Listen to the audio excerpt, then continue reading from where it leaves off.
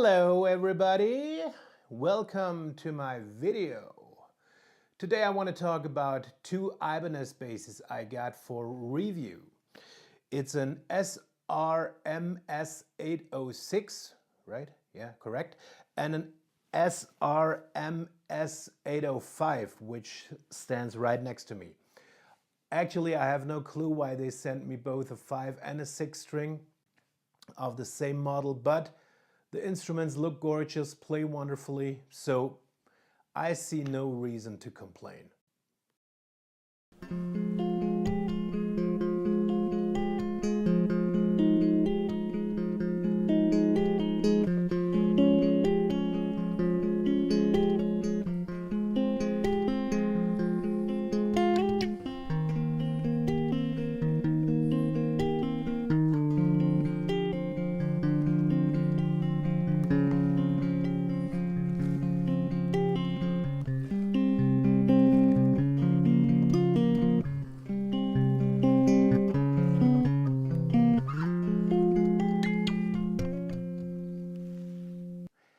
As you can see, the MS models from Ibanez are multi-scale instruments.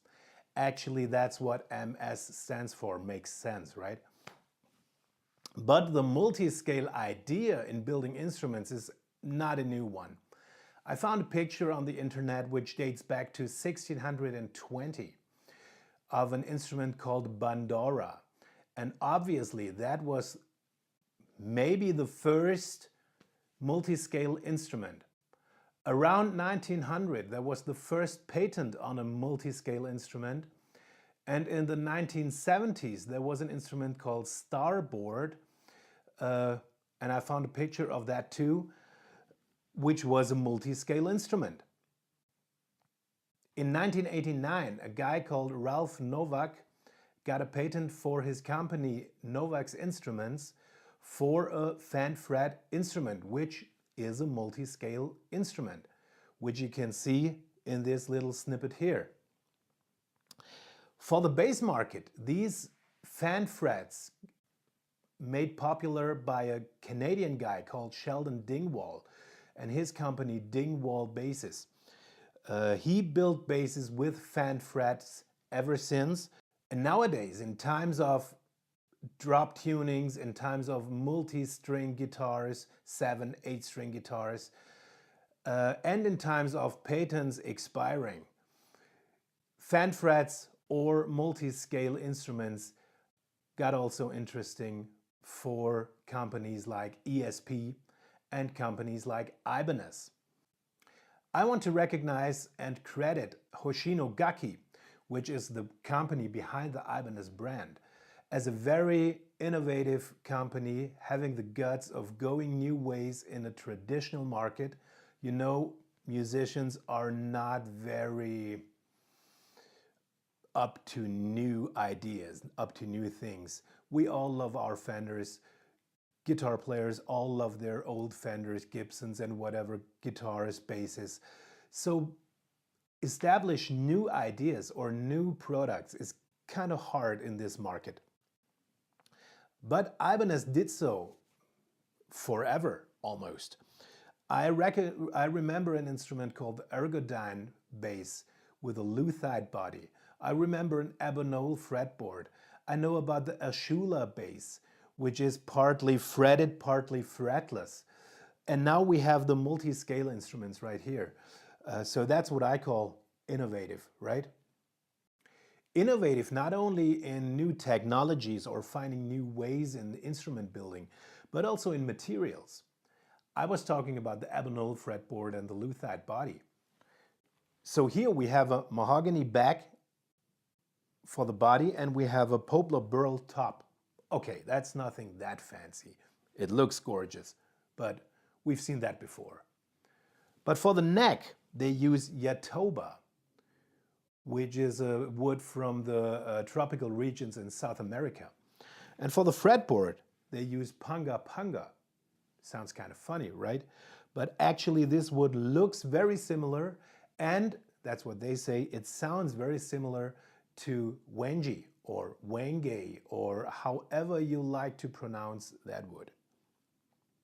So that's also very innovative, because in times of short resources and in times of CITES regulations, instrument builders have to look for new materials, right?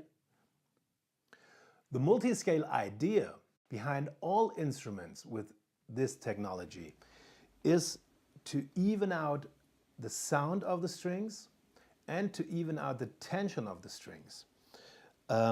Because as you know from a usual instrument with one scale length, usually it's 34 inch, the higher strings, the G string and the C string, have much more tension than the lower strings. And therefore the strings sound differently. And in this case, you have a 35.5 scale, 35.5 inch scale on the B string and a 34 inch scale on the G string. That makes a 33 point something scale on the high C string of the 6-string instrument. And all the strings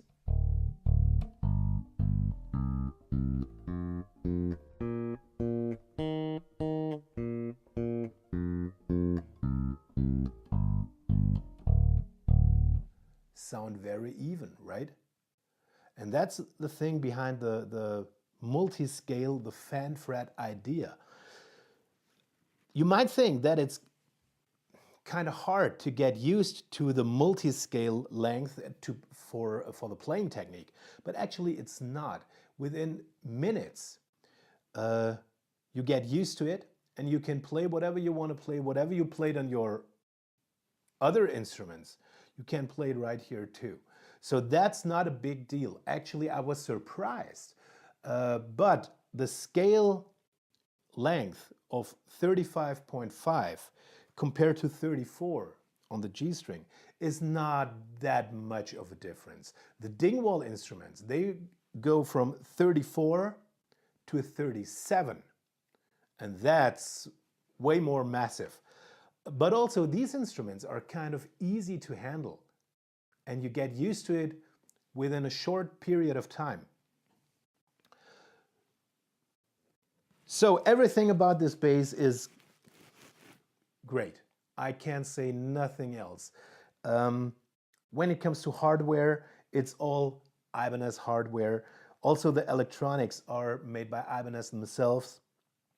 We have, that's kind of rare on Ibanez instruments, we have an active passive selector right here.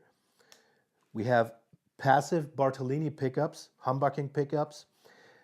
We have volume and balance, and we can switch off the EQ section right here.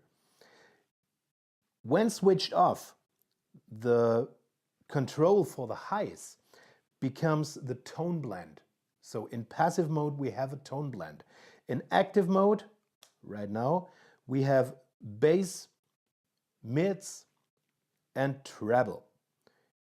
Can be boosted or cut, and the mids can be switched right here. We have a three-way switch, and that's 250 Hertz, that's 450, and that's 700 Hertz. Boost or cut on this control.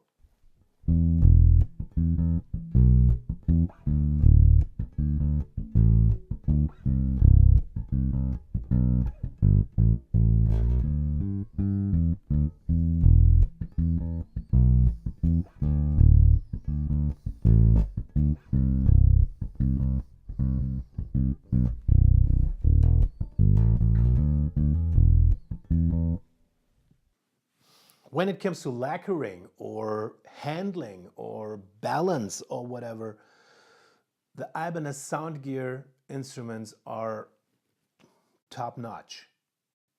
Although these instruments are built not in Japan, but they're built in Indonesia, I can't complain about quality. It's almost perfect. The fretboard is bound, so it feels very smooth even around the edges of the frets. There's no sharp corners or something. The neck is very flat and plays very smoothly and fast. everything fine. The neck got bolted on with 4 screws. Okay, it's a massive neck and it's only 4 screws. That looks a little weird, but should be okay, right? The only thing you might say something about is we found some sanding dust in the hole where the jack goes in and right here where the screws are in. Okay, but that's it. One other thing is, of course, we have a slanted nut. Also, when the frets are slanted, also the nut has to be. But this region right here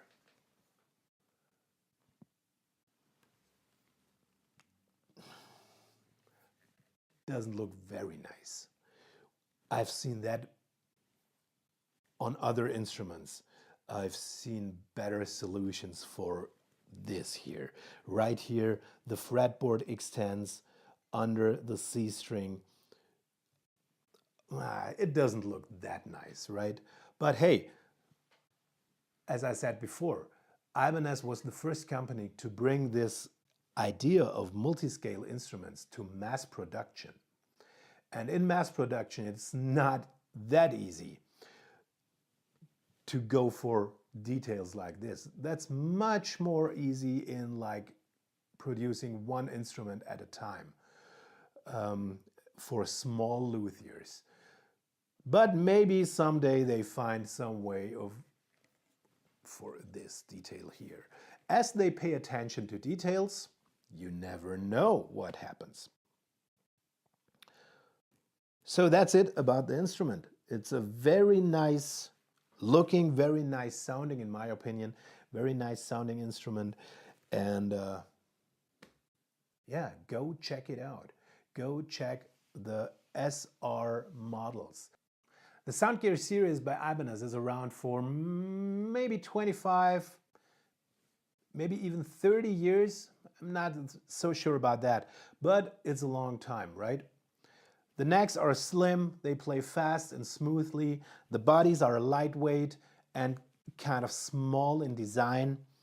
So these instruments got highly respected and they got loved by a lot of different players from all different kinds of musical genres. Now with the different series you find in the Soundgear model, you find the Prestige series, you find the Multiscale fretboard series, you find the Ashula also in the Soundgear series, you find more kind of like beginner instruments in that Soundgear series.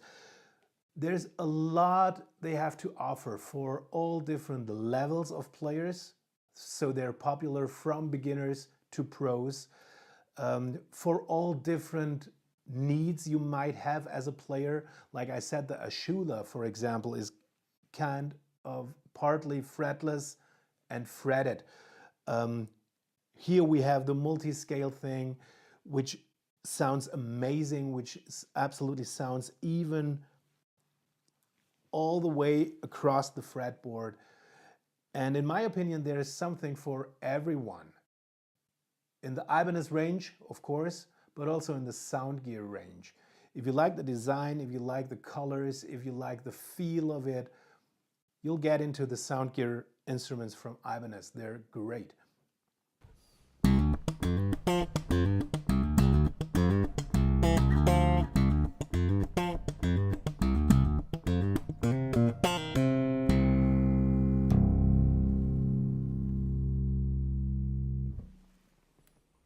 So this is the Ibanez SRMS 805 and 806 basses.